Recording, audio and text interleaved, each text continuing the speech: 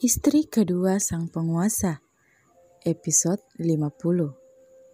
Aku mohon, bangunlah. Di ruangan lain, Jason telah menunggui istrinya. Saat mendengar langsung ucapan Dr. Arin bahwa sahabatnya koma, wanita yang tengah hamil muda itu tiba-tiba saja pingsan, membuat Jason ketakutan. Jason dengan setia menemani istrinya di sampingnya. Tak lupa tangannya dengan setia menggenggam erat tangan istrinya. Tenanglah, istrimu baik-baik saja. Dia hanya syok. Tutur Indri dengan lembut. Iya, Ma, jawab Jason pasrah. Pria itu benar sangat ketakutan saat melihat istrinya pingsan tadi. Saat mendengar kabar bahwa Aurora kecelakaan dan dirawat, keluarga Jason bahkan keluarga Kimi pun berdatangan ke rumah sakit. Sementara di tempat lain, seorang wanita yang memakai celana kulit serta kemeja, tak lupa jas putihnya masih menggantung di tubuh indahnya sedang menangis. Di sekelilingnya telah dipenuhi dengan tisu. Aura, ucapnya masih dengan isakan. Sudah, mau sampai kapan kamu menangis? Tuh, ingusmu sudah keluar. Ejek pria yang sedari tadi setia menunggunya yang sedang menangis. Ethan, aku lagi sedih tahu. Sahabatku koma, air mataku gak mau berhenti keluar. Wah. Semakin kencang saja tangisan wanita itu. Mendengar suara tangisan itu semakin kencang, Ethan langsung mendekap tubuh Kimi. Mengelus rambut hitam wanita yang diam-diam ia sukai. Jantungnya seketika berpacu kencang. Kimi membeku saat pria di sampingnya memeluknya erat. Otak wanita itu mendadak blank. Jangan tanyakan kondisi jantungnya. Rasanya hampir meledak. Kimi melepaskan pelukan itu. Jangan peluk-peluk. Nanti calon istrimu tiba-tiba datang terus. Gimana? Ucap Kimi diselingi dengan tawa kecil. Ethan memutar bola matanya malas. Biarkan saja. Biar dia tahu kalau aku memang tidak mau menikah dengannya. Ish, gak boleh gitu. Kamu menyakitinya. Lagian kan kamu belum bertemu dengannya. Apa salahnya mencoba bertemu dengannya? Mungkin saja kamu bisa jatuh cinta padanya. Ujar Kimi sembari menyeka air matanya lalu membuang ingusnya. Ih, jorok banget sih. Cibir Ethan menjauhkan dirinya dari Kimi. Kimi tersenyum misterius. Lalu mengangkat tisu yang dipakainya membuang ingus ke depan Ethan. Di mana membuat pria itu beringsut menjauh. Kimi jangan jahil deh. Kesal Ethan. Tanpa mempedulikan ucapan Ethan, Kimi semakin mendekat. Kimi stop, kalau enggak aku cium nih.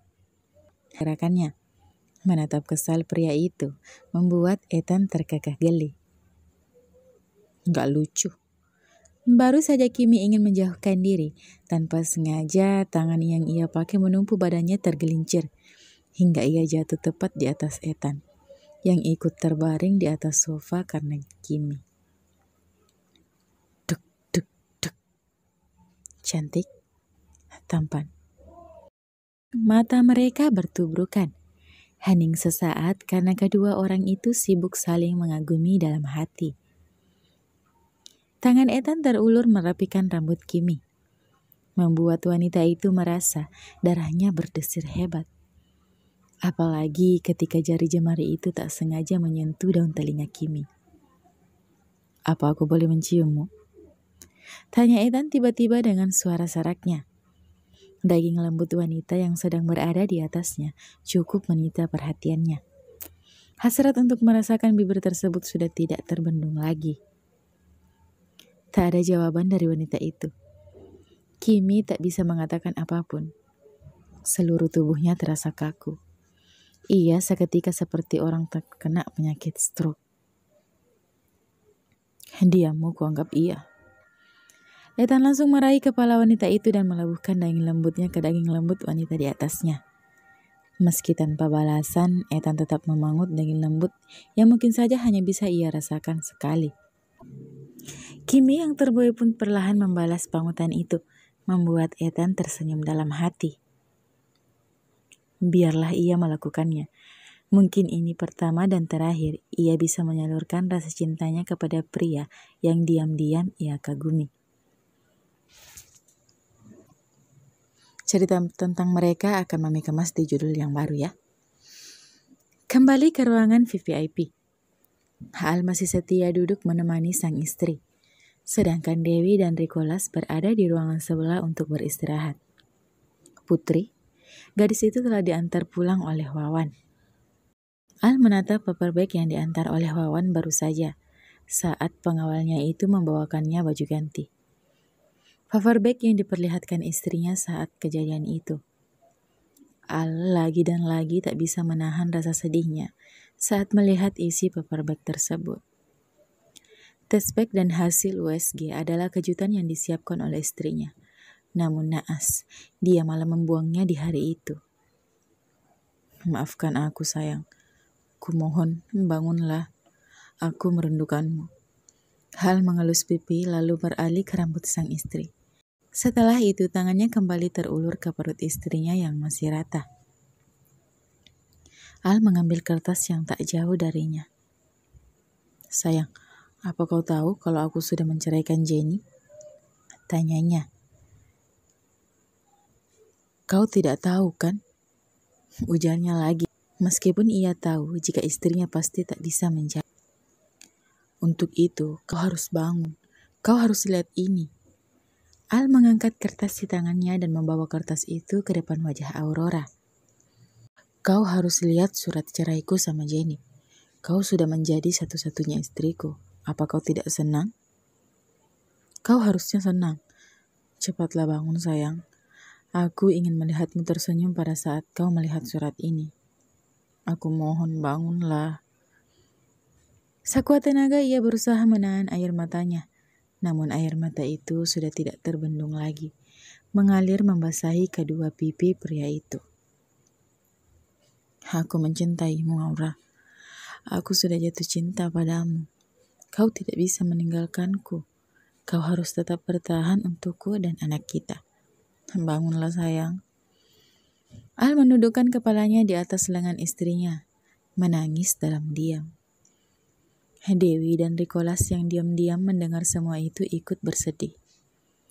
Mereka memilih keluar dan kembali ke ruang istirahat mereka. Pi, datangkan alat medis yang paling bagus untuk menantu kita. Pinta Dewi yang saat ini berada dalam dekapan Rikolas. Kasihan putra kita, Pi. Dia betul-betul hancur. Mami belum pernah melihat putra kita sehancur ini. Tambahnya lagi. Pasti, Mi. Papi sudah bicara dengan Arni tadi. Jawab Rikolas sesekali mencium pucuk kepala istrinya. Apa kali ini Mami menyukai menantu kita? Tanya Rikolas. Iya, Mami rasa dia gadis yang baik. Apa Papi tidak lihat bagaimana bahagianya putra kita tadi saat bercerita tentang istrinya? Al memang telah bercerita kepada Dewi bagaimana kehidupan rumah tangganya bersama Aurora. Dewi mengalungkan kedua tangannya di leher sang suami. Dan sebentar lagi kita punya cucu, Pi. Kita harus merenovasi salah satu kamar di rumah untuk tempat cucu kita nantinya, Pi. Pinta antusias Dewi. Tentu saja sayangku. Rikolas mencubit gemas hidung istrinya. Lakukan apapun yang kau mau. Berikan yang terbaik untuk cucu kita. Rikolas mencium sekilas daging lembut sang istri. Tapi sekarang bisakah kita melakukan yang aku mau? Pinta Rikolas seraya merangkul pinggang Dewi. Memangnya Papi mau apa? Mau buat adik untuk Al dan Putri. Jawab santai Rikolas di mana membuat bahunya kena tepukan mesra. Ngawur kamu, Pi. Apa salahnya? Kan lucu tuh, Mi. Kalau nanti cucu kita seumuran dengan pamannya. Rikolas tertawa membayangkan hal tersebut. Sedangkan Dewi hanya menggelengkan kepala, menatap suaminya yang sedang tertawa gali dengan ucapannya sendiri.